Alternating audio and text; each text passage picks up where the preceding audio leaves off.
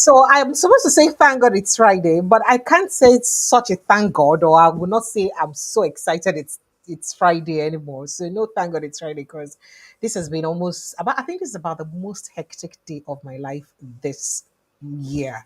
Generally, I am so stressed. It's Friday. And everyone who does know knows that Lagos State and traffic need to go hand in hand on Fridays. And especially on a rainy Friday, where it be say, ha, where rain fall like this. Ah gosh, no, it's crazy. So I had to go do groceries today, and it was just crazy navigating the streets of Nigeria, as it were. Sincere apologies for starting way behind schedule. I'm only doing this show out of respect for everyone. Make you not be like, say I miss one day, because if you look at my face, you know that I am extremely knackered. If I have to, explain it that way. But hey, welcome to the show. Welcome to Updates with Precious. Now here we bring on an update of things and what they share for inside Nigeria. I be human being, no, I be.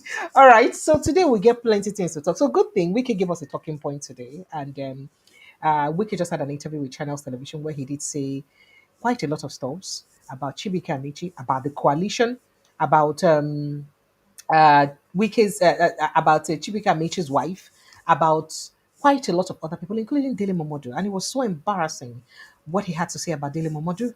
And I am just wondering what's going on. Okay, so I'll go begin take those ones one step at a time. So Amechi lied. I know his wife very well. Wike counters uh, predecessor on wife's occupation. She say she no be industrialist anything.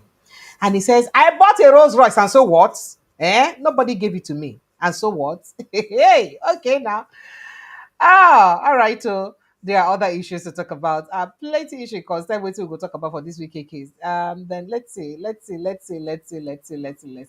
Okay. And Wike also spoke earlier in the day where he said there is no revolution without blood. Ex-minister Amici rather, there is no revolution without blood. Ex-minister Amici claims Nigerians are too docile. Cites example of Bangladesh. But now which person son go confront now? And people are saying, will you bring your son forward? Oh yeah, now show us EG by example. Bring your son forward a bit. Court orders Akpabio orders to recall Natasha Akpotiuduaghan, and then court also fines her 5 million naira for contempt for posting that satiric apology to Akpabio when she's been asked to stay off the conversation. Right? CSOs applaud court's contempt verdict against Senator Natasha Akpotiuduaghan. And then Atiku hails Natasha for challenging suspension, commends Justice Nyanko for being fair. All right, then let's move on to other issues very quickly. Constitution amendment. Southeast demands rotational presidency. And coalition. Leave Labour Party immediately. Join Obi in ADC. Abure urges Governor Oti. Herdsmen raid Benue community, leave one dead, another missing. Another again. In fact, I heard that there was tension today in Makodi as armed herdsmen opened fire on security operatives in Makodi. In Makodi. Now, after years of suspension, Nigerian banks resume international transactions on Naira cards. So congratulations to now. Nigerian Medical Association slams Tinubu over deal to export doctors to St. Lucia. Labels it morally unjustifiable. Well, all this and plenty matter than now we get for the mod today to bring for now. But joining me for inside the studio now, Prince Francis Chilaka. Prince Francis Chilaka, sir, good evening and thank you so much for joining us. How are you? I hope Lagos did not happen to you today the way it happened to me. More Lagos dealt with me. I see Shaggy Precious, better banter. Sir? precious. Sir? Uh, I hope we're not doing more than 1 hour. Hey, I don't even know. I said today is just the show must go on. Don't That worry, is sir. I to will not show waste you. your time. That is to show you how tired I am. I You can know, imagine. I can but no imagine. problem. The show must I, go on. I feel I We feel the must keep same talking way. about. We must keep talking about our country. Our country. We must keep finding ways and means by which we can have a better society, a society that is governed under rule of law, a society that respects the dignity of human beings, and also a society that understands that sovereignty belongs to the people. So let's go ahead. I'm game with you. 5 hours we can go. Ah, 5 hours. Can you carry it, sir? Okay, so I'm sure you did not have time, perhaps because you were on traffic like I was too. You didn't. You may not have had time to watch the interview by the FCT Minister Nyesome Wike on Channels Television earlier today or just this evening. But I would like us to first of all speak to that interview very quickly before we speak to other conversations because there's a lot to treat in that interview. So you're aware that the former Minister for Transportation, Amaechi Amaechi, went to Channels yesterday and had an interview where he, one of the things he mentioned was questioning Wike's wealth, how he uses Rolls-Royce and amidst, you know, I don't want to say poverty. And then he did say quite a lot of other stuffs. And Wike has now responded. There was something that hurts me. In fact, guys, let's make this. If you watch that interview on Channel Television, please let's make this conversation very. Let's make this show very conversational because I really would love to take your opinion. Now, some people are of the opinion that Shimon Kimbaloye did not have good kickbacks for Nyesome Wike because there are quite some high points that Chibike Amici mentioned yesterday on the show. He did say that if you want them to test popularity, let's go out on the streets of Port Harcourt without security. Let's take a walk and let's see who's got the street credibility, right? And then second, he also did mention of the works he's done or he did as governor, the primary school, standard primary schools, and all that he built, and how Wike abandoned them to decay. I didn't see him, what's his name, Sean asking him those questions because these were very valid questions to ask to know what make he abandon such projects if they actually been they exist, right? And then one other question that he asked that he barely answered was whether or not Wiki made him because Amici made him because Amici said he made him because he appointed him minister. He also appointed him his chief of staff. But rather, Wike started, narrating how Peter Obi and him and Magnus Abia and the rest of them helped Amechi, and he was pushed to Ghana because of Obasanjo and all of those issues. But let me not bore you. Let me begin to play some of those excerpts very quickly. One of the ones he says, he had dead Nigerians and he bought Rolls-Royce and so what. So you guys should go and rest. What is it? And so what? And then he also did say that Amaechi's wife collects 4 billion naira monthly allocation from NDDC for 12 months to mobilize Niger Delta women, and he's calling on President Bola Ahmed Tinubu to release a forensic audit of NDDC. And me, I come dey talk say he won't go there for that forensic audit. Remember, say Akpabio na former FCT minister, former NDDC minister. If you go that forensic audit, what see you go see for that forensic audit? Even him Wike said. Even him Wike, the one will consign them or when see because NDDC has been a conduit pipe for most Niger Delta leaders. But let me quickly play you the excerpt one by one, make you begin to respond sharply before we move to other conversations. Here's one of the things he said.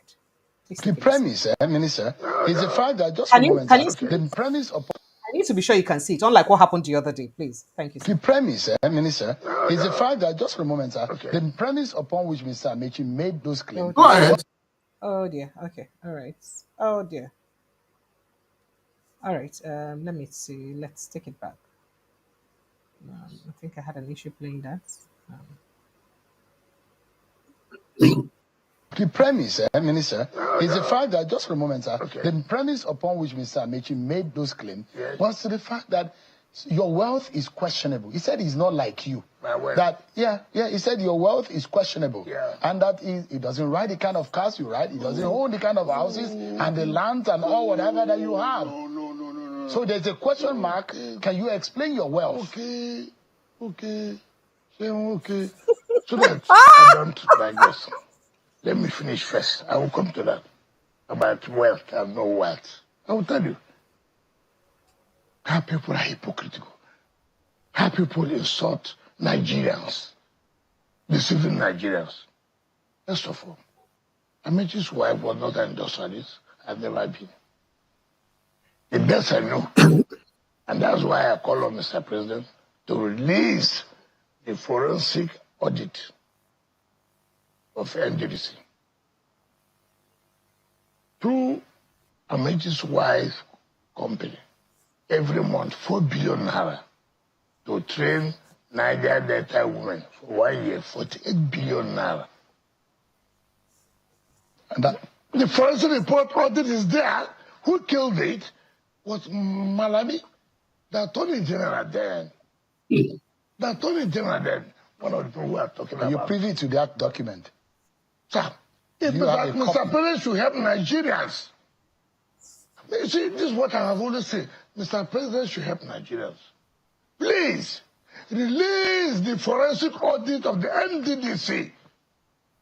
Well, is it a crime to get a contract from government? 4 billion naira a month to train Niger Delta women. 4 billion naira. And you have evidence? Do you have a copy? I have said, let Mr. President please do us a favor to release that document. Release that document. Mr. President Bola Ahmed Tinubu, the former Attorney General Maladi, killed that document because to protect those who are concerned. But that's a big allegation. I'm not saying, all I'm saying, let them release the document. If what I'm saying is not in the document, I will resign as the Minister of FCT. I said I will resign. I don't worship office. What I'm saying, let them release the forensic audit of the NDDC. I didn't say the forensic audit was right, but I said release the report of the forensic audit. ESI. That's how the wife became an industrialist. 4 billion naira every month to train Niger Delta women. Now, so that you will say, I'm dodging from the question. He said wealth. Let me tell you, I even overheard him say that somebody gave him a Rolls-Royce that is not using it. Come, what kind of education did people have in Base University? With all due respect. Mine was very solid. I don't know, but you said he went to Base with you. Look at what he said. He was a governor. But he went to Rivers too. He went to University. No, he didn't pass University. No, what do you mean? No, he had a master's. Can I tell you something today you will know? Amaechi went to University. He couldn't pass. He went to University of Port Harcourt. I will come to that. And I'll tell you the grade he came up with. We are thinking. It depends on how you graduated. I will come to that. I am an alumnus of University of Port Harcourt.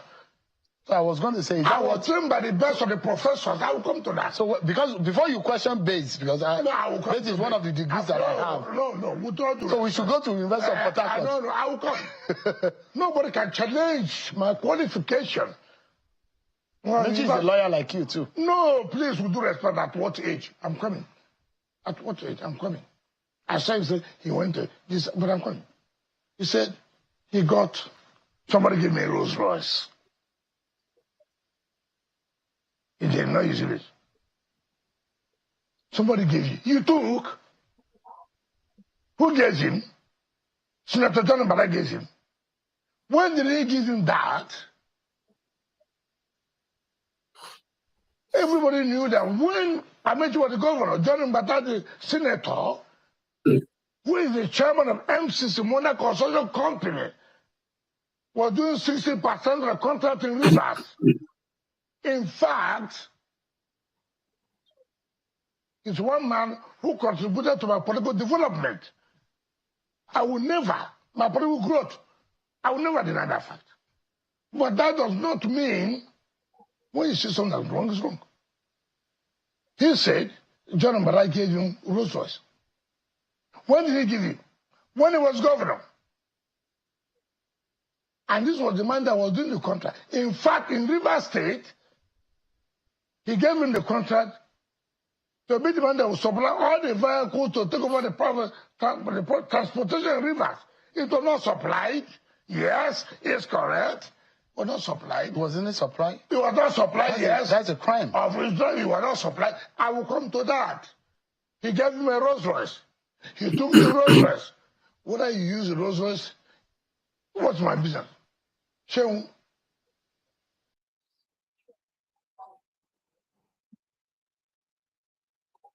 Francis Chilaka, I'd like you to react to this before I have quite others too. I want you to react to, some of the hype on his All right. debate. So Let me start by saying that Wike is a very disgraceful Hey, human being. hey, how? Yes. You don't drag people's family into your political warfare. Simple question. How did you make your wealth? How does dragging Amaechi's wife into it answer that question? In everything Wike said, he didn't tell Nigerians how he made his money.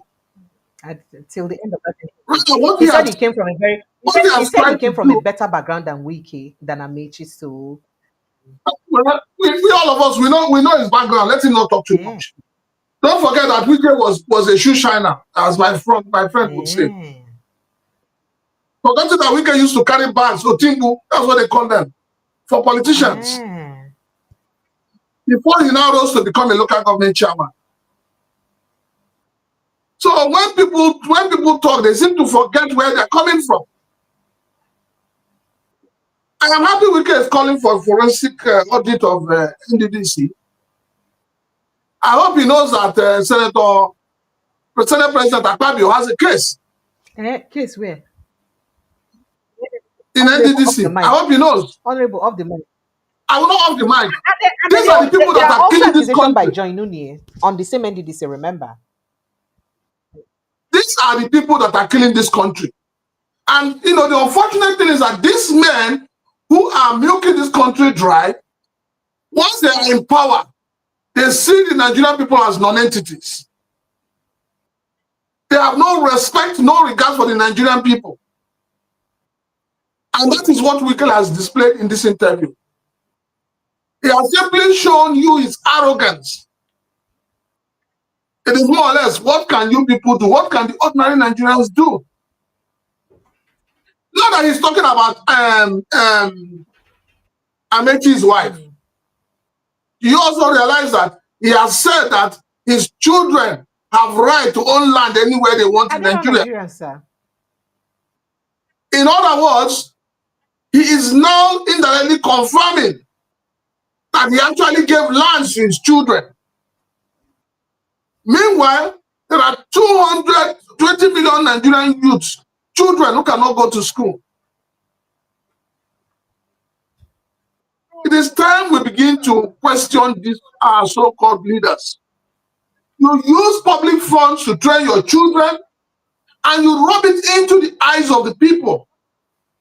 You steal Did he from the admit? people Did to he live admit? an affluent life, Did he and when admit you are asked to give an account of how you make your money, you begin to go around and around the circle like a man that is half drunk.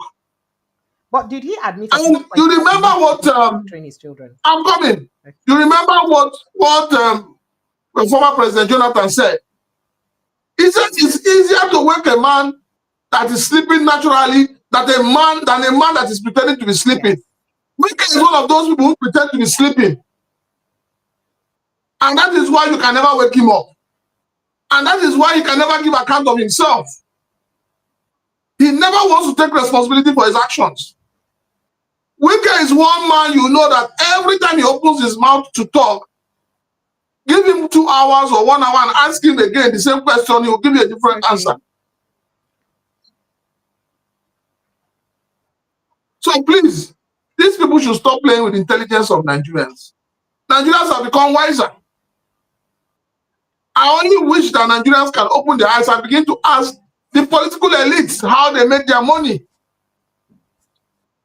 NDDC, as we know, is an organization for everybody from the South, and all of those who are attached to that corruption, that 6 feet of corruption called NDDC, where governors' wives, governors' girlfriends, everything, where they all milk from.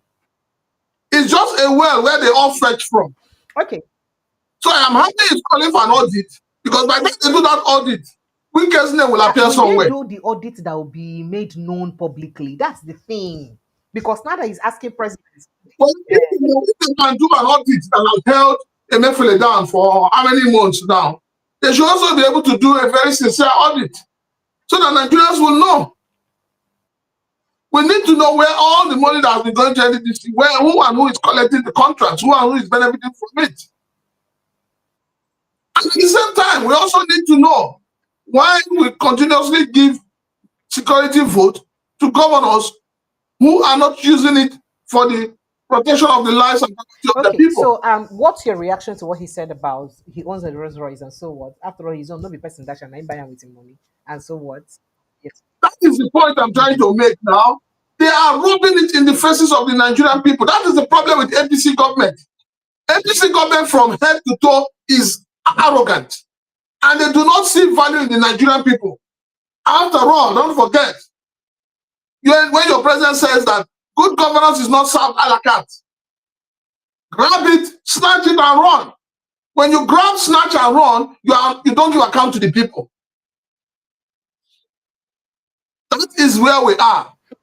These people are not ready to give account. They are not ready to tell Nigerians how they made their wealth, because every one of them is a beneficiary of the Nigerian oil. Okay, yeah, because and then there was something else he also spoke to when they asked him about the terms and conditions of his settlement with Sim Fubara. He refused to say it. He asked, in fact, first of all, he asked Shehu that why should I ask you? Why would he ask that? He said because he wants. Why do you want to know? He said because I'm a journalist. He said you cannot know. I cannot tell you. He said he doesn't have anybody doesn't have the right to know the terms and conditions. He didn't ask him that did you tell Sim not to contest for a second time? I said it's not his business. So I don't know. Well, let me let you react to it. You see, questions. I've always said it, and I'll keep saying it, that the press themselves, the media, they are encouraging the madness and cluelessness in governance in Nigeria. The kind of questions they ask, the way they keep quiet when the person refuses to answer, shows you that it gives an impression that the media has been bought over. If, as a man with honor and proven integrity, which he wants us to believe, and you are being asked, what are the terms of agreement of settlement?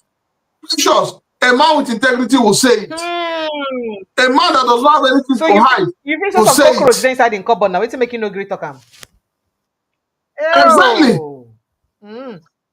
Because he's ashamed of the agreement he put forward. Well, let me take this call.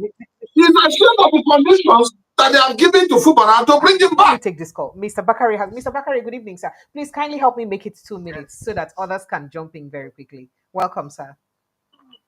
Thank you. You are well done. Thank you, sir. Prince, you are well done too.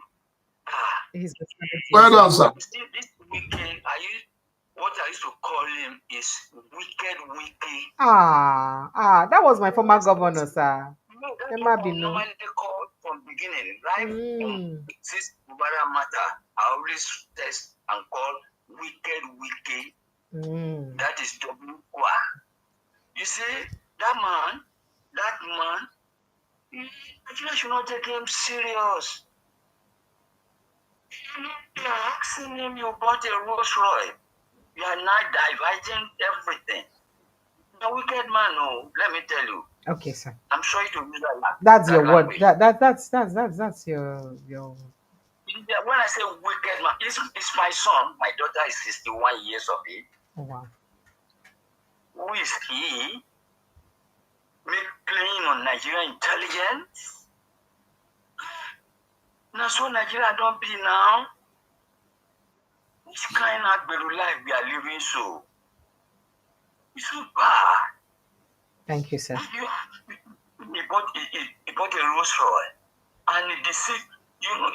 It's a pity for Fubara. He could have probed him when he was there. He wanted to probe him, but people told Fubara, "Don't probe him. If you probe him, everything in Nyash for don't open." Sorry to use that language. Oh. Thank you, sir. Thank you, sir. Bless you. Thank you. I appreciate you. Thank you. Thank you so much. All right, sir. Amen. Thank you. I appreciate you, sir. All right. So let me quickly play the second video. We plan to make this an abridged version because we also have to react to Natasha's incident today. Today, luckily, the court don't grant same made and return her, but we never know whether the Akpabio-led National Assembly will obey the court or they will push the case forward. But let's quickly take the second conversation. We're not supplied. Wasn't it supplied? You were not supplied, yes. That's a crime. Of reason you were not supplied. I will come to that. He gave him a Rolls-Royce. He took the Rolls-Royce. Whether you use a Rolls-Royce, what's my business?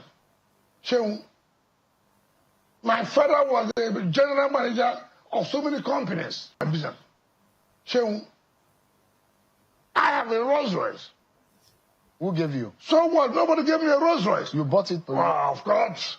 So what? With what money? Oh, which money? So let me tell you. Femi, before Hamatan, there was cold. I didn't come from the same background with Rotimi Amaechi. I didn't were you rich before? Not to me rich. I didn't come. As a student, I was in a Mercedes Benz. As a student, I was in a Mercedes Benz.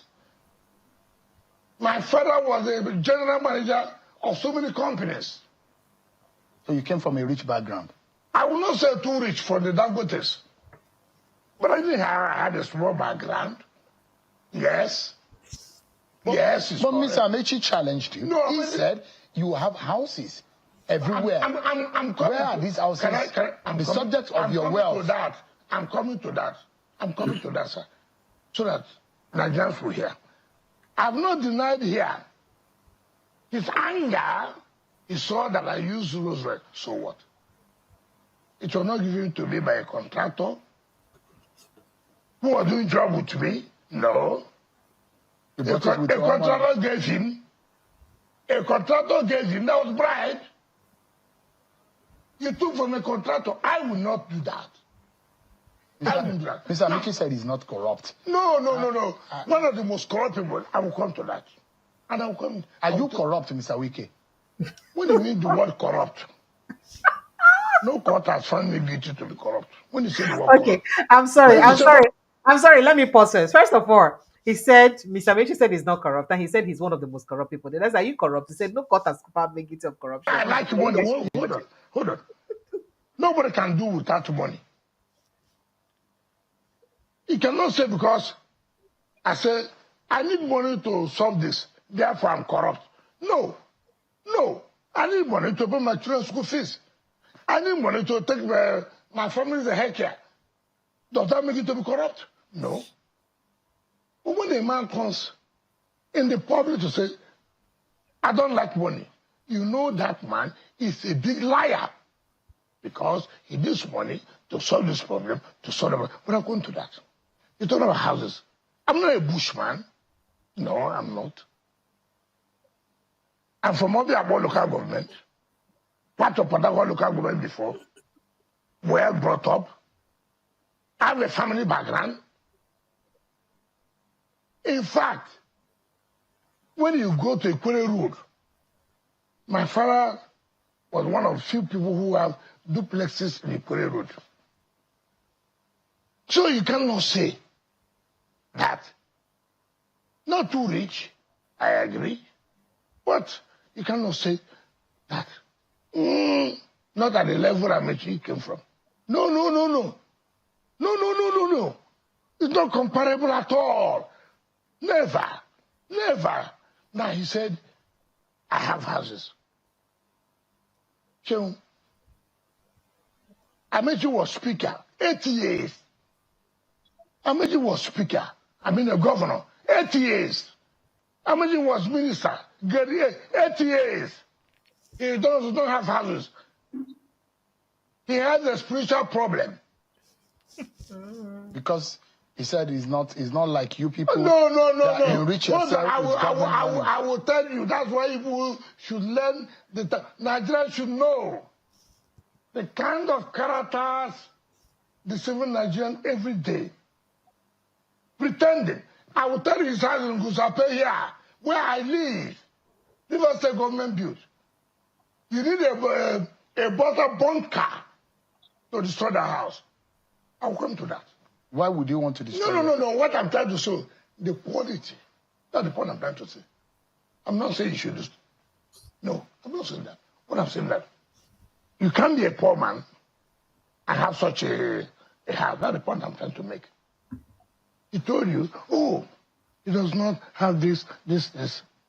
Where's his house? In Old GRA. Who built it? In Old GRA. Ask him. I want him to say, that NPA and Nyesome, they don't pay contractors. Yes, he knows that because they have not paid his wife, who's a contractor in NPA and Nyesome. At the moment? At the moment, that's why he knew. How do you know? Well, how would I know? He put the DJ Nyesome Dakuku, whom I defeated in 2015 governorship election. Then he took his boy, Coco, who was the account officer in Zenith Bank, and made him executive director of finance, and then put him as managing director. Therefore, he's not able to know when NPA and Nyesome do not pay. He knows that. Who owns those contracts he's talking about? The wife. It's unfortunate. I watch him. How can a man at that level talk this? You know, even we should give us some of this. You know, I feel so bad. In the name of God, I feel so bad. I should discuss a man's wife. I feel so bad. But you disagree about his wealth? You disagree? No, is he older than you? He said he's older than you. Okay, this is it. So I would like you, Mr. Francis Chilaka, Prince Francis, to speak to what he said about Amaechi being a two-time speaker, a two-times governor, a two-times minister. And this is not the first time he's saying this. Does it mean that somebody who's had access to power should have access to wealth forever for the rest of their life? Because All right, sorry, let me let quickly me, finish, sir. Sorry, because that's one of the things he holds against the coalition members. That for all those people that are saying that they're coming to form coalition because they are hungry and people are hungry, how can they say they're hungry? David Mark was Senate president for how many times? He was this, he was that. He was the head of Minister of Communication at the time. So why would he say he's broke? Is it that somebody who has headed any government parasitical of being a minister or done anything before that was in government before should never be broke at all? We like to disabuse the mind of Nigerians or perhaps ask for your clarity on that conversation. Please, sir. Go ahead. okay, there's nothing to disabuse, Mhm. Precious. I'm happy that Wike is saying this because it's an eye opener to Nigerians. Wike has simply told Nigerians the gospel truth, the truth that has been hidden, for ages.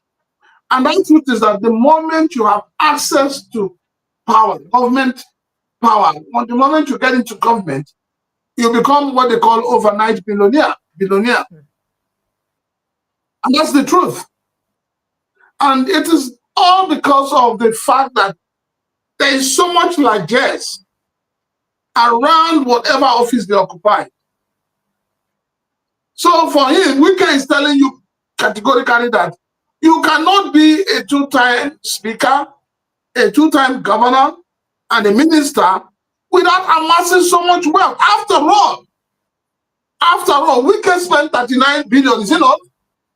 Refurbishing a property that was built with 200 and In something fact, they million. asked him that question when he said that Wike's wife had a 4 billion naira contract to mobilize all Niger Delta women or train all Niger Delta women every month for 4 billion. And when they asked him that, but you renovated someone for 39 billion, he said that that place has already made 650 million in 3 weeks. So that the money is You cooked. see, the thing is, each time you see a governor embarking on building bridges, I'm constructing a bridge over here, constructing several bridges, I'm doing roads, I'm building a government house, I'm building one edifice. These are where they make their money from because the contract sums are inflated. It's in a country where people are dying of hunger, people are talking about poverty, we're talking of multidimensional poverty. And a sensible minister, a man who says he loves Nigerians more than Nigerians, a man who has started pointing fingers at the coalition members. You spend 39 billion refurbishing a house. Precious, do you know how many houses, duplexes that 39 billion will build? He said people Do don't you have know? taste. That because of that now that the place is booked back to back. So because he has taste, so he must use the money of Nigeria the way he wants. It is because Wike has been able to push your president to a corner. Yeah. And your president has given him a leeway where he's no longer under the TSA. So now he gets his revenue, he spends the way he wants. Okay, sir. All right. There's no accountability. All right, so let's quickly also... And this is one of the reasons why Wike has made sure that he sidelined the senator of the Federal Capital Territory. Ultimately, he should not execute anything without the senator's approval. Because that's what checks and balances is all about. But you know, the Senate, as we know, is rubber stamp under this current Senate. So anything goes. Right, so let's quickly speak to what he said about Wike's wife very quickly. You know, I said Nigerians are suffering. They are going to take away the suffering of Nigerians away. That your government, the government which you're serving, has impoverished Nigerians the more. And you heard the analysis of Mr. Amaechi yesterday. Oh, no, Amaechi has never had any analysis. Are Nigerians not suffering, Mr. Wike? No, I'm coming to tell you. Let me tell you. First of all, does it rely on the man who was in government? I will come one by one. And I want to tell Nigerians this. I have no problem. I've never told you, as in government, we don't have challenges. Now, but Nigerians will also know. Look, who are these people telling us that we're suffering? Were there not people who are in government who are putting Nigerians to this suffer? And somebody came in now, just 2 years, miracle will be performed. Is 2 years not enough to No, nowhere is it done. Under where we were, nowhere. Let me tell you this. Let me take them one by one. Amaechi was a governor, was a speaker for 8 years, was a governor for 8 years, was a minister for 8 years. Nigerians he never knew Nigerians were suffering. Remember, Amaechi was one of those who championed the removal of Jonathan. And he claimed and he said openly, we kicked him out. He said so, because Nigerians were suffering. We kicked him out. Yes, he said so. They kicked him out. He went out. No problem. He was proud of it. He wanted to be somewhere. He didn't. Now his government came from 2015 to 2023. What happened to Nigerians? Nigerians were in heaven. Nigerians were not suffering. Everything was going normal. There was a train bomb from Abuja to Kaduna. You know, they bombed the train. There was no train again from Abuja to Kaduna for how many years? That was under Tribal government. Is that correct? Is that correct? Is that correct? He was the Minister of Transportation. They bombed the train. Was Tinubu the president then? Why can't we tell ourselves the truth? But does it take away the fact that Nigerians are suffering now? No, I'm coming. We thought Buhari government was worse for Nigerians. Shehu, I'm coming. But the livelihood of Shehu, I'm coming. Shehu, I'm coming. You were there for 8 years. 8 years. 8 years. Not 8 months. 8 years. This man came just 2 years. I put steps. If you were there for 8 years, you could not put steps to correct what has happened. Right? This man just 2 years. I say, well, I had them tell you that the coalition started 18 months ago. 18 months ago. 18 months ago. Which means Tinubu was in office for 6 months. For 6 months. Maybe they've seen that there's no capacity. No, I'm coming. I just told them, within 6 months they are suffering. And Nigerians not suffering, Mr. No, listen now, I'm coming to the point. You see, I will tell you. Who caused the suffering?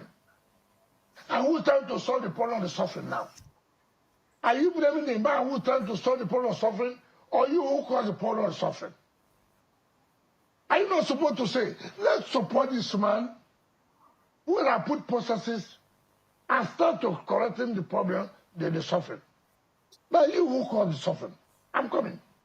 Precious, please, please, please. It's I want to hear unfortunate. this man again. And this is what I don't like in this country. People like you, all of us, to educate Nigerians. Enough is enough. Stop insulting us. Don't be using our name to say we are suffering.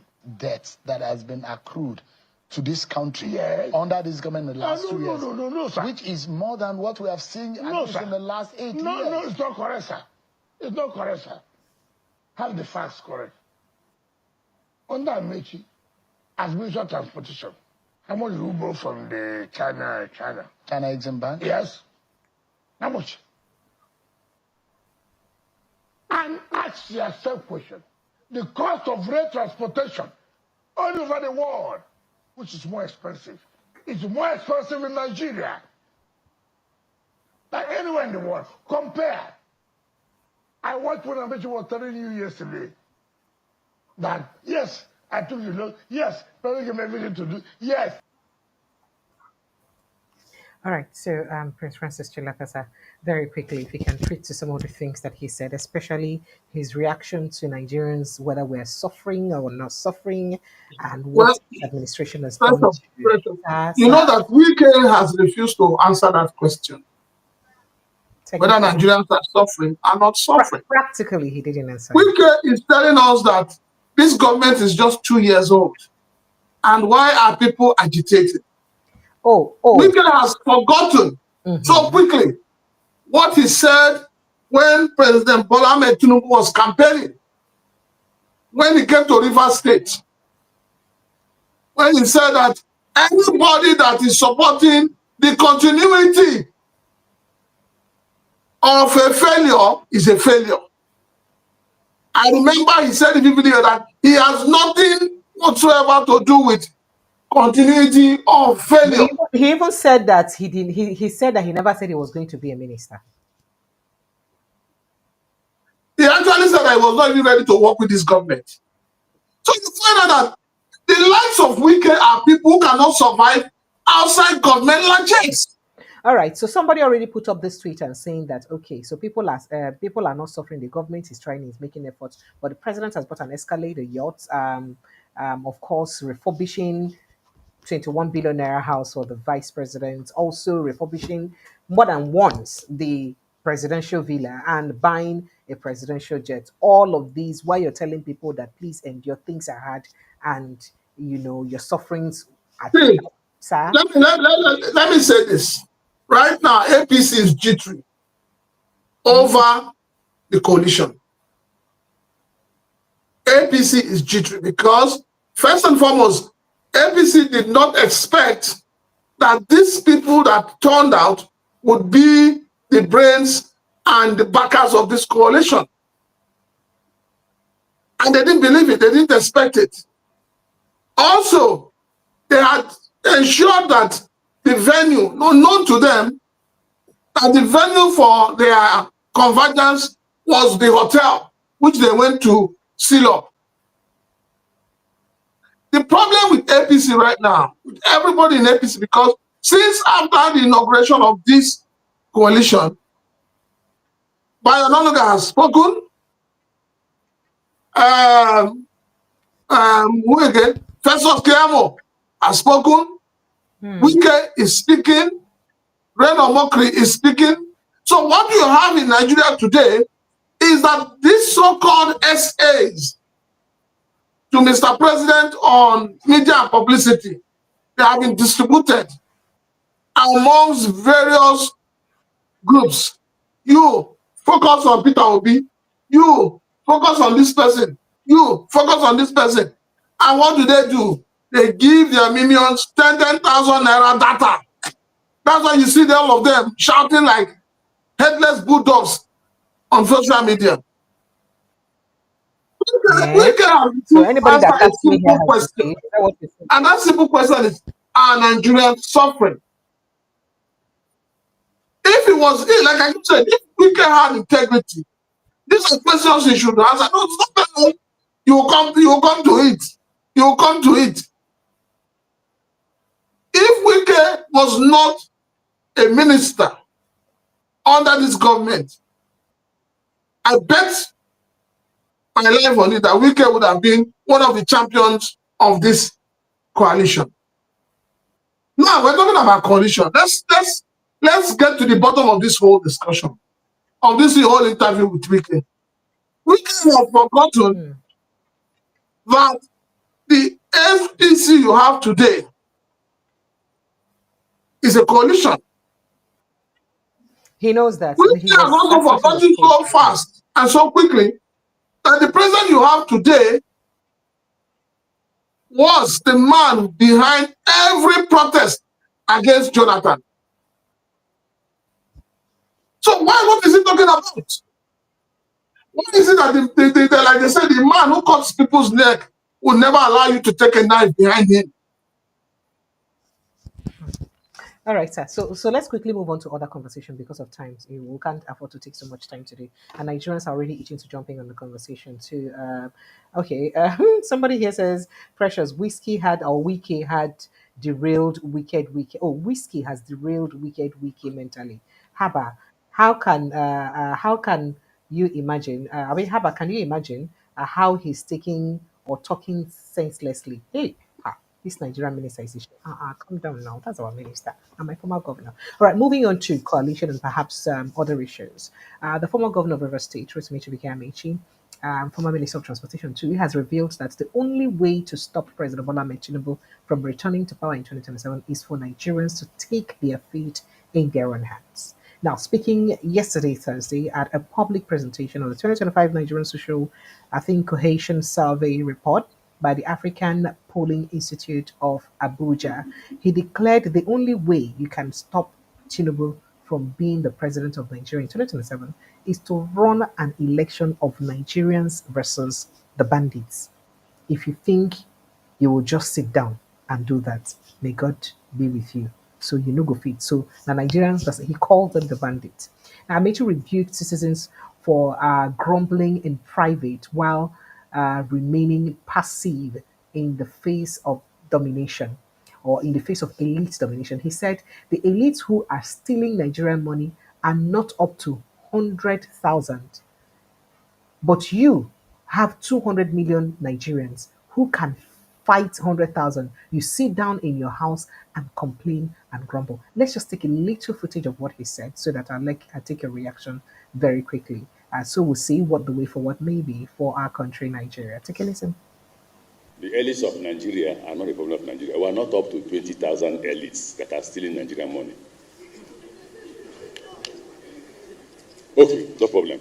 100,000 elites. But you have 200 million Nigerians that can fight 100,000 men. And then you sit down in your house and you're complaining and grumbling. What makes you think that the elites will move their hands from the ceiling? If all you do is sit down in your house and grumble and organize one small lecture on how you're feeling. Who told you the elites don't know how you're feeling? They know how you're feeling. They know you're not happy. If they don't know, you will not see them in their girlfriend's house after 6 p.m. You know why? Because they are running away from you. They are scared. But you are helpless, not because the elites want you to be helpless. You are helpless because you make yourself what? Helpless. So why are we gathering here? What survey? The matter of the survey you bring out today, the elites already know that. I was once a governor. The moment I see robbery, kidnapping, I know that there is no money in the society. So Commissioner for Finance pay contractors, pay those who are owing. When you pay, what happens? He pays his workers, he pays these people who have suppliers who have supplied him goods. They in turn go to the market, they buy goods, they pay the tailor, they pay the doctor, the money goes around, and then the crime wave will reduce. I had that board in my office, I checked it regularly. Do you know how I check it too? By making sure I go to night parties. I'm not a night party person, but I go to clubs with minimal or no security. So I test if my life is under threat, then there is danger, there is problem. What's the problem? Economy. Okay, when you tell people, Tinubu, you say Tinubu was not elected by them. So what did you do? What did you do? The same elites who rigged the election are on the street. What have you done? No, for Christ's sake, until Nigerian citizens stop blaming the elites, nothing will change in Nigeria. Absolutely nothing. The next election may come and go, and somebody puts himself in power. You say, no worry, I'll be only 4 years. After 4 years, he will go. He will come and say 8 years. Nothing will happen. In fact, if one madman comes and says, I want to do life presidency, you will do nothing. Absolutely nothing. Just pray that there's no madman that will come and say, I want to do life presidency. Because all he will do is send chief of army staff, IG of police, custom, everybody, and put his own men, carry gun, and you run away. Go to Bangladesh, right? The day they got tired of that woman, what did they do? They chased her out. Go to, is it Peru or Chile? Nigeria is the most docile society I have seen in my life. You're clapping for this. If we line up the thieves here now, you will clap for them.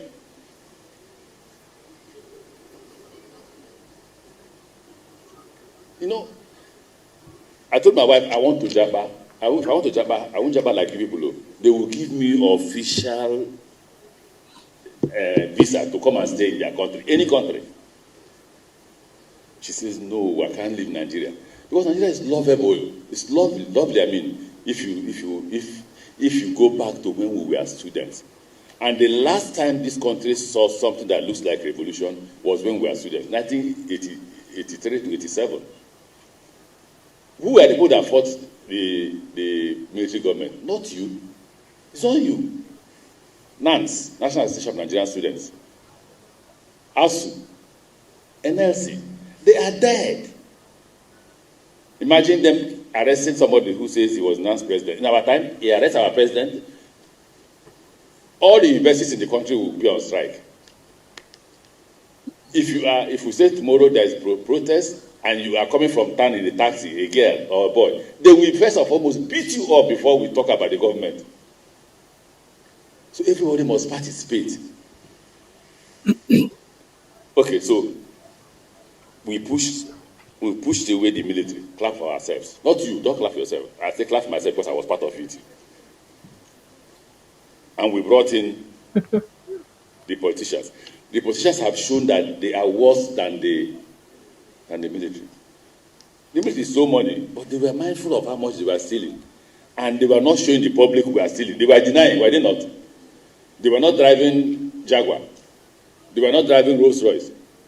Now, they don't use 504. They don't even use ordinary Toyota cars that are official cars that we use. If you see their convoys now, brand new Mercedes-Benz, bulletproof because they know you are angry, Jaguar, Rolls-Royce, nobody stops them, for Christ's sake. So what did you call us to come and do?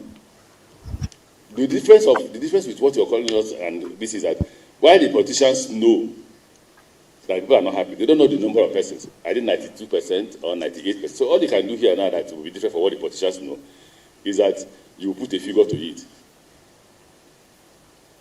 If you say it's a lie, tell a politician to go to Kaduna by night, alone. If he goes alone, he will go with a military-sized bulletproof car, bought again with your money. No. Can we please go home and... All right, Prince Francis Chilaka, quickly, if you can react to that, sir. You know, I've always been an advocate of take the message, forget the messenger. Well, you take the message of Wike and forgot the messenger of Wike. Rotimi Amaechi has said something. He has been consistent with this. Okay. Yes, this has been Rotimi Amaechi's consistency in talking to the Nigerian people. He has not changed. He has always told the Nigerian people that you must take power from these politicians. I remember in one of his speeches one time, he said that Nigerians should begin to stone politicians. That they're stealing because we're not stoning them. But in reality, in truth, being truthful, and in agreeing with what you say, Nigerians are very docile. So what do we do? Saw it play out. You see, Nigerians will complain in their houses. Then the moment the politician gives you 5,000 naira, it becomes an hallelujah. So the politicians are using 1, poverty, 2, religion, 3, ethnicity to hold the people down. So when you look at it, you say to yourself, is there a way forward? And like people are saying, see, let me say this to Amaechi and everybody that is coming for this coalition, in as much as I am also involved in this coalition in my own little way. Any coalition without Peter Obi as a candidate will collapse from the moment they announce to whoever they want to announce.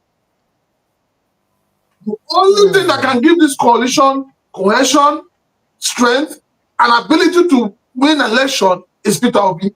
Anything short of Peter Obi, I am telling you this night, this coalition will not see the light of day. And it will be too embarrassing that these men or men of their caliber because let me tell come you, out and them. Peter Obi's love, or the love Nigerians have for Peter Obi, is organic. Peter Obi is the only Nigerian politician that can stand and beat his chest and say, we have not stolen government money. Since he left government, I have not touched money from Anambra State. I am not collecting anything in terms of pension or gratuity or what from the state. Even your current president cannot say the same thing. He cannot. So the reason why people, have endeared to Peter Obi is because they are seeing a different kind of, the kind of real politician that Nigerians want, the kind of leaders that Nigerians, the kind of leadership Nigeria wants. So whatever this coalition is doing, whatever they want to do, if this coalition decides to put some other person other than Peter Obi as a presidential candidate, I am telling you, they will crumble like pack of cards. All right, because I was going to ask him, going back to what Chibike Amaechi said, a lot of people have been saying it, and Nigerians are docile. Shawari has said it too. People have been saying it. But how else do we want Nigerians to act? People came out. People would say they came out during enters. They shot people. People died. Some of them are still in the morgue or perhaps just buried. Families are still looking for their loved ones, according to some sources. So who would want to die? It is not precious. It is not a matter of who would want to die. And those people have died in. Those people have died in vain. No. You can never have a revolution without consequences. You can never change a system without consequences. And so I want to believe that everybody that is, what we're going to have in 2027, God sparing our lives, is going to be Peter Obi plus the coalition, plus the Nigerian people against the APC.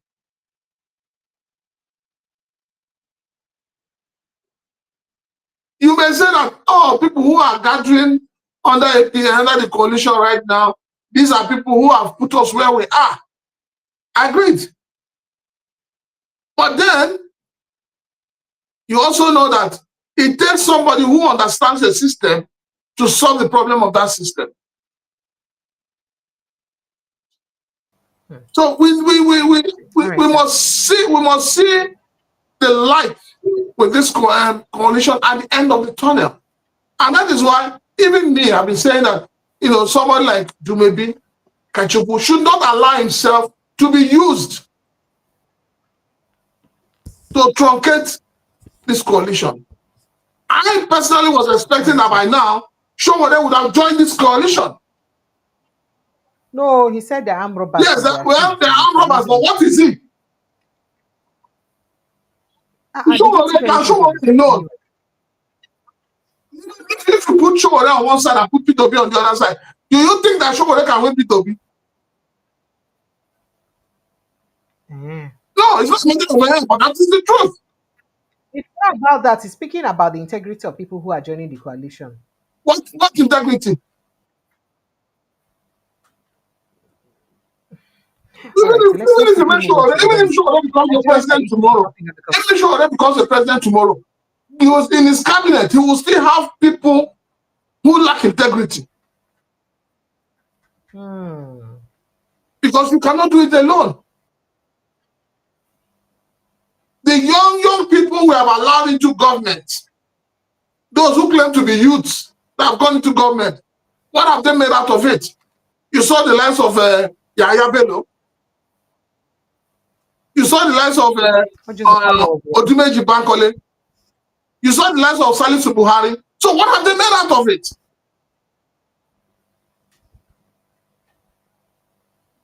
The truth of the matter is that we need to have a coalition that will give APC a run for their money and a run for the votes.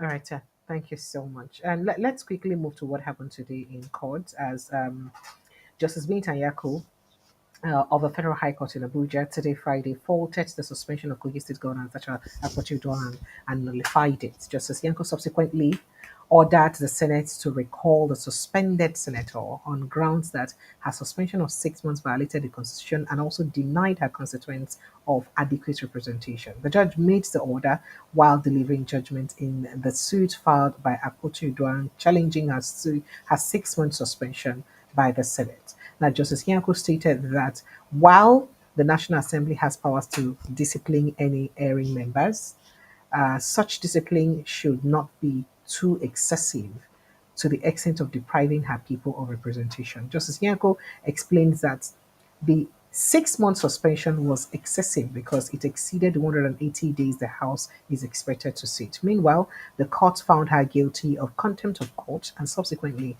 fined her the sum of 5 million naira, just 5 million naira. She is to also tender a public apology to the court in 2 national dailies as well as on her Facebook page. Now, she's tendering the apology to the court and not Senate President Godswill Akpabio. I'd like us to note this. Now, the reason why the court found her guilty of contempt of court is because, remember, there was an issue. There was a court order that she and Bello that she and Bello should abstain from any public mention or public interview or any media speech about the case, pending on when the case is settled. But then she posted that satiric apology on her Facebook page to Akpabio. That is actually, it was because of that satiric apology that the court is finding her guilty now of contempt of court. By the way, a lot of civil society organizations and people have also jumped in on it. A particular civil society organization has said, it's good that you found that guilty. Very well. Thank you. And I do well as I find that guilty. It held that the said apology, which she published on Facebook on April 7, made a mockery or gag order of the gag order that was given by the court. So it was good that they that they punished her for that. But meanwhile, the Senate, I think Godswill Akpabio has also responded to the conversation. Did I say Godswill Akpabio? Atiku Abubakar has also hailed the court judgment, saying that it is very good and laudable for our democracy, that it was obnoxious to have suspended her for that long. Let me take a reaction. In fact, before I take a reaction, let me play you footages of what happened in court today. Aisha Yusufu earlier responded or reacted to the court judgment because she's been following her to court almost every day, which is quite good at that. And then her lawyers also spoke, and then I take a reaction. Sounds like it's react to the judgment just delivered. So what was the judgment just delivered? Okay, the first one was that she should apologize to the court and 2 national dailies on content of court on her Facebook post. And the second one was that she should be recalled, that the suspension was excessive, that she should be recalled, even though she was supposed to speak. She was not supposed to speak from the scene that was allocated to her. It looked like it's reacting nice. Oh, okay. I think I'm going to start this by saying that this injustice shall not be sustained, in the words of Senator Natasha Akpotiuduaghan. First of all, this morning coming to the court, the case was different from what we've seen before. People were stopped at the gate. It took a lot for them to even allow some of us to come inside. And of course, I wasn't inside the court. But from what you've heard the judgment. Well, I don't have issues with the court saying that the apology should be made to them. Well, the court has the right to do that as long as the apology is not to the Senate. Well, that's it. But on the other issue, where the judgment is that the Senate should recall her, how does that work? The Senate has done something that is illegal. The Senate has done something that is against the law and the Constitution of the Federal Republic of Nigeria. What the judge needed to do is to say that they have done the wrong thing and tell her to resume office so that she will go there and resume, not put her again at the mercy of the people who have been unjust against her. We take these things lightly in this country. We think it doesn't matter. I think the judiciary should sit down and look at itself and ask itself, why has it become the willing tool, the willing oppressive tool of corrupt politicians who think that they are more than other Nigerians and they can do whatever it is that they need to do? This is not justice. The court has the right to say the same Senate that refused to obey the courts when they were going to suspend her is the same Senate she's given the power, or the judgment is given power to, for them to recall her. How? When we have a justice, a court that has the capacity to be able to say that the injustice that has been done, that should not be sustained, that she should go back and resume. There is no way the Senate have the right to take away from the people of Kogi Central Senatorial Zone District the power that they gave someone to go and represent them. Let me end by also saying, and also quoting Senator Natasha Akpoti-Oduaghan, that this injustice will not be sustained. And that in this country, we must get that country back where everybody will have a right. And the courts will be the last resort of the common man and not the plaything of corrupt politicians. Thank you. She said a lot, though. Make her just quench them here. Well done, sir. All right. So, For me, there are two ways to this whole thing. We all knew that the court was going to punish her for not abiding by that gag order. For me, I call it a gag order. And that gag order was done with the intention of ensuring that she doesn't speak more. She doesn't spill more. So we all knew that it was a deliberate gag order. And we all knew that it was a trap that was set for her. And unfortunately, you know, the Senate president and his lawyers were the one that pushed her into disobeying the court order. That we know, all of us know. Is it because Olisa Agbakoba kept saying that she should just come out with the evidence or apologize and they will withdraw the case and all that? Is that why? Oh, that was what pushed her to making that satiric apology. Oh. Good. So let's just put that aside. You know, it's a good, for me, it's a fair judgment, and I believe that if she on her own obeys that judgment, then the National Assembly will also have no option and to obey the judgment of the court. Now, when you say the judge should have asked her to resume, no, it is not within the purviews of the court to ask her to go and resume. The court has done the right thing to do by asking this National Assembly, asking the Senate to recall her. The court did not suspend her. And the justice she was seeking was that her suspension was an illegality. Even though in their so-called red book, you know, it allows for suspension. But in that book too, it doesn't say you should suspend somebody for 6 months. So that their rule book is there, which they have been using. So it is based on that she was suspended. But now the court is saying, it's based on that your rule book, based on all the parameters with which we suspended her, recall her back. So, I would, if I'm in her shoes, what I would do is, I will first of all obey my own side of the court order. And then after obeying it, I'll go to the Senate. That's the truth. I'll go to the Senate and ask the Senate to implement the judgment of the court. Remember, she was bad from getting close And to the court. because there's a court judgment, and the court judgment has opened that bar. It has opened the doors for her. All right, so let's quickly take a listen to what her lawyer had to say after that. Yes. Yes, my reaction is essentially we await the full text, but the first application by the Senate that no social media post should have been made was in our favor, and there has been directions that that satirical apology should be taken down and an apology be posted in 2 national dailies, and a damages of 5 million naira was also awarded to be paid to the courts.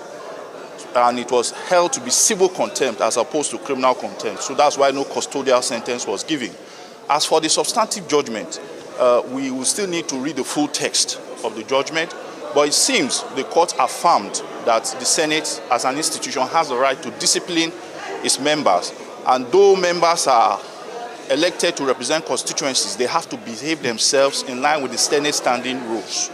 And the court only gave an opinion, an obiter dictum, what we call an obiter dictum, that the Senate should consider recalling her back. Although the reliefs are not stated, there's no question asking for suspension to be lifted because it occurred prior to the suspension. So it was more or less an obiter that she was of the view, my lord was of the view that the suspension was excessive. So we will consult with our clients, we'll read the judgment and we'll get back to you. I'm most grateful. On the case that's for the court on the contempt, the court makes a pronouncement on the contempt and also on the floor of the Senate. So basically just give us what the court has said and how do you react to the judgment? Well, firstly, speaking to the issue of contempt, the court held that it amounts to civil contempt and that the plaintiff is ordered to pay a fine of 5 million naira, to issue an apology to the court, and to have the said apology also published on the same medium within which the publication that offended the court was done. So basically, she was found guilty or liable of civil contempt. She has been ordered to pay a fine in the sum of 5 million naira, and she has been ordered to render a public apology. That is the submission for the issue of contempt. Okay, so can you also speak on the suspension from the Senate? Well, the court has held in a very erudite decision that the Senate has the right to suspend its members. The Senate also has the right. A member can only speak from the allocated seats, and that the derogative as to which seat belongs to any particular member is at the discretion of the Senate President. And no member can speak from a seat not so allocated to him or her. Very well then. So how do you react to the judgment? Yeah, we are awaiting the full text of the judgment. When we get the full text of the judgment, we'll react accordingly. Thank you so much. So please, can we have your full name and who do you represent? My name is Eko Ejimbieko, and I represented the third defendant, which is the President of the Senate of the Federal Republic of Nigeria. All right, so I think both of them are cancelled to the Senate President and not Natasha's lawyers. I guess her lawyers refused to speak on the judgment. So now you see, stating exactly what Aisha said. I'm sorry, sir, but this is more like in line with what Aisha was saying. That why did the court not outrightly say that you need to resume and declare her suspension illegal? Well, that's not what the court did. What the court just did is that the court made it look like the Senate has the right to suspend her, but they want to suspend her for too long. We're going to shorten up small. And they're advising, not that they're even compelling them to. They're advising. And it's where Aisha Yusufu has an issue with it. See, the thing is, like I said, it's like saying you have your rules, there's a club you belong to, and there are rules guiding that club. Now, if those rules are applied in excess, then it means that something is wrong. So the court is right in saying that, and the rule has been applied in excess. But it doesn't mean that the rule is not there. The rule is there. And it is the rule that creates order, creates orderliness. So for me, I do not see anything wrong with this judgment, and that's the truth. All I see is that the kind of justice she wants was more like saying the court will ask her to go and resume. Precious, the court did not suspend her. The court would rather ask the same body that suspended her to call her back. That is a victory for her. Thank you. Thank you so much. Let's quickly move on to other issues. By the way, back to political issues, the Labour Party, or Abure-led Labour Party, have asked the Abia State Governor Alex Ochi to stop deceiving members of the public that he has not joined the coalition faction, the other caretaker committees perhaps supporting that he should resign and join Peter Obi with immediate alacrity. Bottom line, would you like to react to Well, that very quickly? Lex Oti in an interview yesterday had said that he's still a member of the Labour Party and he's not going anywhere. I'm shocked that Abure has allowed his desire, his penchant for power to push him this far. If Abure is sincere with himself, he will know that before the entrance of Peter Obi into Labour Party, nobody knew Labour Party. But he's not the one talking. Obi Oraifo is always the one talking for them. On their whoever is talking on behalf of Abure. So the truth is that, Abure should, Labour Party should know that if Peter Obi leaves Labour Party is dead. There's nothing there. Who's gonna take the party to the next level? It's the same thing. Can't you see the wisdom Damagun is applying in dealing with PDP case? I need to show you a man. I have to show you the difference between these two people. Damagun has not asked anybody to leave the party. He has not given anybody an ultimatum to leave the party. Even though we said that PDP is peradventure, PDP can be said to be, the second largest and well spread party in Nigeria. But Labour Party, who is the Labour Party? By the time Peter Obi formally tenders his resignation from Labour Party will be dead. Let us say the truth as it is. Even as it is now, Labour Party has no bearing. And unfortunately, those who call themselves leaders in the party, they are forgetting the early beginnings. Abure is behaving like my friend and brother, Dumebi Kachuku. So the Abure team are accusing Alex Oti of funding the Nenadi Usman caretaker committee, and that he keeps funding them. In fact, that he has already registered as a member of ADC, so he should kukuma leave their party for them. Well, as far as I'm concerned, if they're a faction of the party, they should speak as a faction.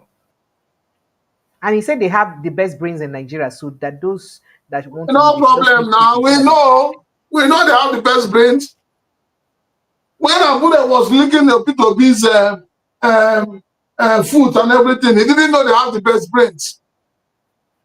See how myopic and how empty your politicians can be. We bring back NDDC and Kachuku. Kachuku has forgotten that we as Nigerians, we know how he became the candidate of ADC. How the Mago brought him and removed the Moalu. He thinks we don't know. Or he thinks people are not aware. He who lives in glass houses don't throw stones. But you know that he's the one that actually accused Kingsley Moghalu of paying for primaries, and then even at that, he still defeated him. Well, like I said, don't forget that we all know that he came through the back door. The same back door is accusing other people of coming through. See, let me tell you the truth. Dumebio, all of them, there is no difference. There is no difference. As far as the political class are concerned, there is no difference. All right, sir. So, since we're perhaps against time, let's quickly rush. So, did you know that your president is in St. Lucia, right? So, Diana, he has said that he was going to give scholarship to students from St. Lucia to come to Nigeria to study. And there too, he also did promise to give send medical doctors from Nigeria to St. Lucia. And now Nigerians have now reacted. In fact, the Nigerian Medical Association (NMA) has berated President Bola Ahmed Tinubu over his recently signed bilateral agreement to deploy Nigerian medical doctors where we no get, where no reach, where we no get, to the Caribbean nation of South Lucia. Sorry, St. Lucia rather. Now, the association described the president's agreement with St. Lucia as morally unjustifiable. That is, this kind of thing don't make sense, and that it's a betrayal of the country's ailing healthcare workforce. We no get healthcare force will even be healthcare with the work. Then you can't the one the one small one what we get because say they receive your own medication abroad. Now make you think say we get enough for you to dash others. Sorry, you're not be saying that's what I'm talking about. Make I read. Now in a statement released late Thursday yesterday and signed by the association secretary, the Secretary General Dr. Benjamin Egbo, the NMA expressed deep concern and dismay at the development, especially at the time when doctors in Nigeria are grappling with systematic neglect, poor salaries, withheld allowances, and what it called a controversial salary circular that further erodes their welfare. The Nigerian Medical Association expressed deep concern and dismay at the federal government's recent agreement to deploy Nigerian doctors and other healthcare professionals to St. Lucia. That's what they put for the statement. Quoting the statement, what it says, the announcement comes at a time when Nigerian doctors are grappling with systematic neglect, poor salaries, withheld allowances, and the release of controversial salary circular that undermines the welfare and professional dignity of the doctors. Now, the NMS said the move contradicts the government's failure to address mounting grievances at the home and the home front and appears to prioritize international image over domestic healthcare needs. Now, in fact, quoting them, they said, "We wonder, we consider this move a deeply troubling contradiction and an attempt to bolster Nigeria's international image while failing to meet the basic obligations owed to doctors and at home who are toiling hard to serve Nigeria." So the write-up said, they said a lot of other things, but make I let you react to them because I'm not going to finish all the things where they talk today. In all fairness and in all honesty to Nigerians, President Bola Ahmed Tinubu has not told us what he has gone to St. Lucia to do. President Bola Tinubu has, on this particular trip, has embarked on the marketing of Nigeria and nothing else. If you look at the population of the country he has gone to, it is expected that it is St. Lucia that should be looking for Nigeria and not the other way around. So Mr. President has lost it at this point, and we need to tell Mr. President the truth. You cannot be running after small nations that have nothing to offer you. Maybe Mr. President has his personal business in St. Lucia, which he has not made known to Nigerians. Because, as you know, there are about 20 million Nigerian kids that are out of school. How many of them has this government, or how many of them has Mr. Presidency given scholarship to? Nigeria is a country that, in terms of doctors and nurses, we're losing it every day. They're all jackpotting every day. And then the ones that are remaining, because right now it's about 1 doctor to 1,000 patients. So the ones that are remaining, you want to export them out of the country. And you're beating your chest and saying, you have entered into a bilateral, historic, tradition, cultural relationship. I beg, Precious, make I ask you one question. Between senior and junior, who they look for who? The junior, they look for the senior. As Uncle concern, we look What are you talking about? Why would our president drag this country so low? And yet there are people out there who are supporting this nonsense. Hell. There are people out there supporting it. How can your own president, who have not had the mindset, who have not had anything to do with people who were suffering from flooding in Niger State,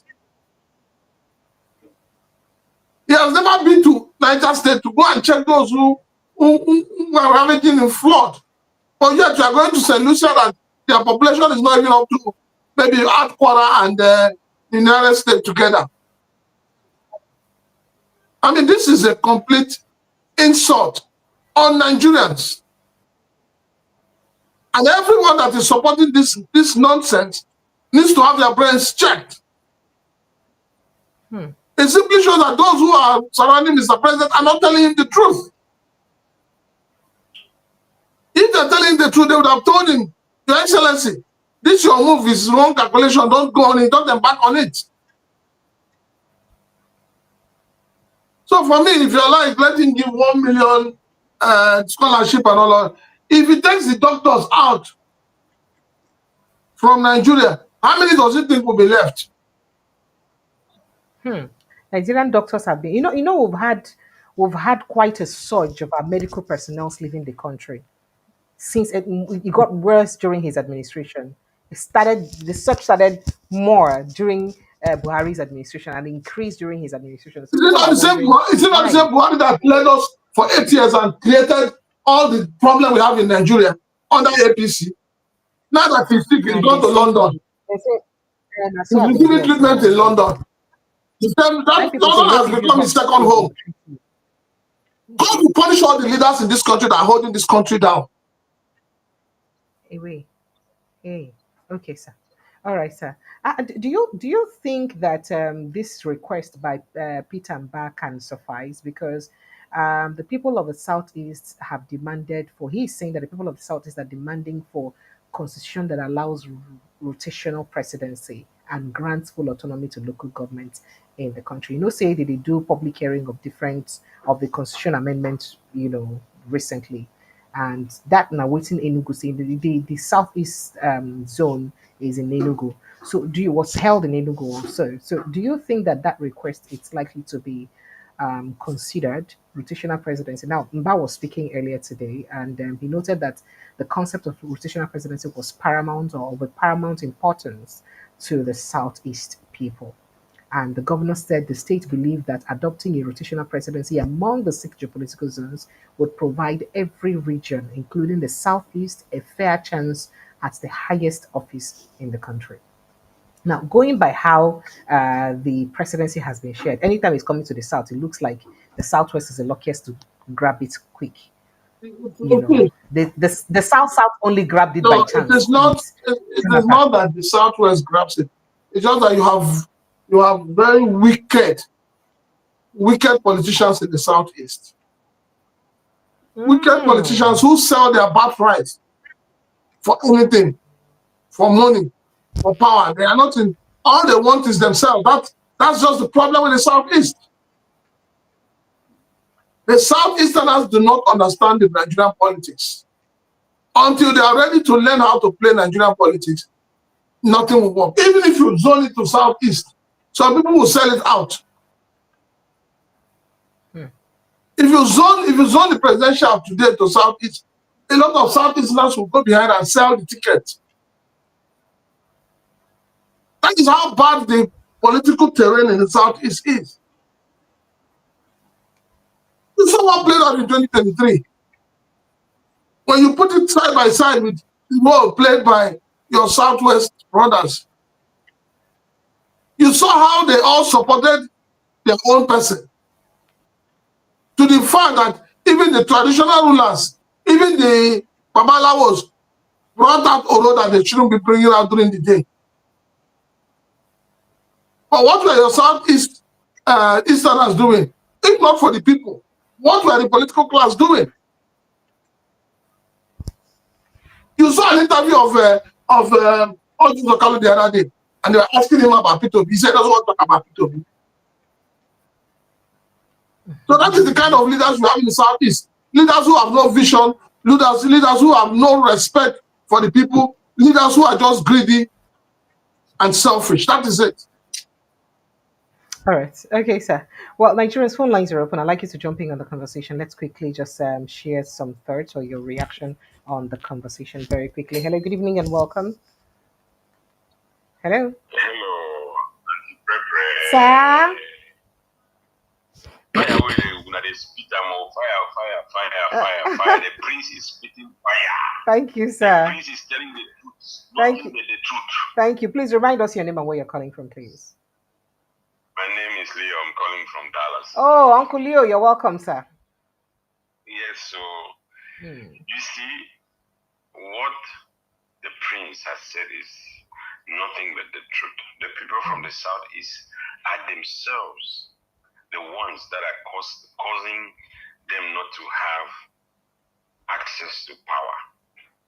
Because if you look at what happened in 2023, when they say power was supposed to zone to the south, why did the same, you have people like Chief Olase going against his own brother from Anambra to go and support Atiku, where Atiku was coming from the north, and making a statement that, oh, the southeast can only go get the presidency through Atiku. Who is Atiku? How Atiku make a southeastern president? Does he have the vote? Is it 200 million people? Is just one person? So that is the mistake. The people from the southeast, as he rightly said, the people from the southeast, all they look at is self-interest, not interest of everybody. It's about them interest. So I rest my case. Thank you. Thank you so much, Uncle Leo. Thank you. All right, Nigeria's phone lines are open. Let's take a reaction. But you can call the WhatsApp line 0817-029-4077, or you just follow the link showing us live straight here in the studio. Prince Francis Chilaka, again, Benue State, they hot again. Today, we yesterday there was tension in Makodi as armed headsmen rather, opened fire on security operatives in Makodi. In Makodi, that is the state capital. Tension fled in Ancha village near the Agan toll gate of Makodi in the Agan Council ward of Makodi local government area, Benue State. On Friday, after suspected armed herdsmen reportedly ambushed security personnel responding to distress calls from locals. Now, these security personnel were responding to distress calls from people who they were attacking. So they were now attacking them so that they cannot go and respond to them. Now, eyewitnesses say the incident began when residents noticed a group of herdsmen grazing cattle on cultivated farmland behind the village and immediately alerted security forces to the encroachment. However, on reaching the area, the operatives reportedly came under sudden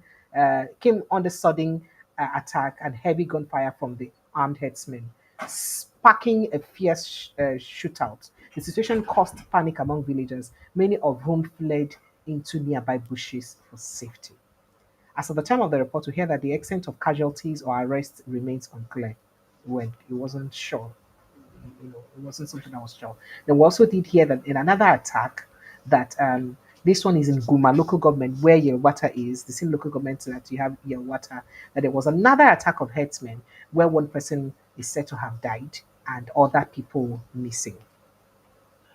Prince Francis Chilakasa. Looks like we're never going to have an end to Well, this. Oh, by the way, they don't reach River State now because yesterday Ogoni youths protested and they were saying that the same way they were cultivating in their farmlands and destroying their crops. I be grazing in their farmlands we need rather to and destroying their we need to you can't cure an illness or an ailment that you do not know anything about. From what I've seen, from what is going on, from what you read every day, these guys are not. Let's stop calling them headsmen. Let us give them the right nomenclature. Stop calling them headsmen. I grew up in Nigeria. I grew up in a society where you see these headsmen moving around with their cattle, and all they had with them were sticks. And the stick was what they were using to, beat the cows in line. But these people you see carrying guns, carrying automatic rifles, carrying automatic guns, machine guns, these are not headsmen. Let's stop calling them headsmen. These are nothing but Fulani militias. That's what they are, nothing else. These are people who believe that they are fighting a cause. They believe that they are fighting, to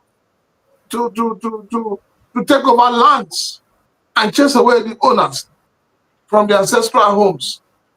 So this whole thing is not about whether they are farmers and no, it's about land grabbing. And it's also shameful that our government, which is led by President Bola Ahmed Tinubu, is not doing anything about it. And that's why I keep saying that this whole idea of saying, oh, we're radicalizing, we are integrating, we are, all of that is hogwash. That can never be the solution to what we have. The only solution to what we have is decimate them. That's the only solution. Since the northern elders and the northern leaders have refused to come out to condemn the acts of this, whether you call them bandits or terrorists, and nobody's claiming that they belong to them, even though we keep saying they are Fulanis. Nobody's saying that they are not. So the right thing to do is to decimate them. And that is what we expect this government to do. Honestly speaking, that is what we expect this government to do. In saying that you want to protect the lives and properties of Nigeria, that is enshrined in the obnoxious constitution that we're running. So if people are talking about they want to have a review of the constitution, let us start by ensuring that no religion is mentioned in that constitution. That's where we start from. We now know we have a neutral document that everybody can rely on. But any document you have that is giving credence to one religion against the other, it is not balanced. All right, sir. Okay. So very quickly, I just want to announce to you and perhaps take your opinion. What do you think about Nigerian banks resuming international transactions with Naira card again after I think 2 years now, 3 years of hiatus? Well, it's a welcome development. It's going to ease trade, and it's going to help Nigerians who ordinarily will want to buy something abroad, and you start looking for somebody that has a dollar card or a dollar account and all. So for me, it's a welcome development. This is the kind of things we want to hear. We're tired of hearing about killings and maiming and kidnapping, and no, we want to hear good things about this country. But unfortunately, the government is not helping us to hear them because the government is not doing the right thing. Thank you. So it's a welcome development. I congratulate all those who have worked behind the scene to ensure that it works. And then at the same time, I'm also going to appeal to those who see it as another level for fraud. They should please allow us to rest. May they allow us to breathe. I beg will be better. Thank you. Thank you so much, Prince Francis Chilaka. I know it's late. It's so late. I'm so sorry. I pulled you out on such a journey. Forgive me, please, sir. Thank you so very much. Thank you for honoring us once more today. I appreciate you big time. God bless you, sir. Your reward, as I used to say, is on earth, not in heaven. I appreciate you. Thank you so much for joining us. You're welcome. Thank you. All right, Nigerians, that's the size of our package this evening. They say, waiting get beginning, get end. I make a go try go rest more because I'm a human being. I am knackered, or beyond knackered. But if there's a way to, explain the extreme of tiredness that I feel, I like to say a big thank you to all of you. Thank you for always joining me, and it's because of you guys I do this. I just didn't want to disappoint, and I'm glad that you all joined. I love you guys, right? Love and scatter. I will see you again tomorrow, God willing. Do have yourself an amazing evening. Protect your mental health because we're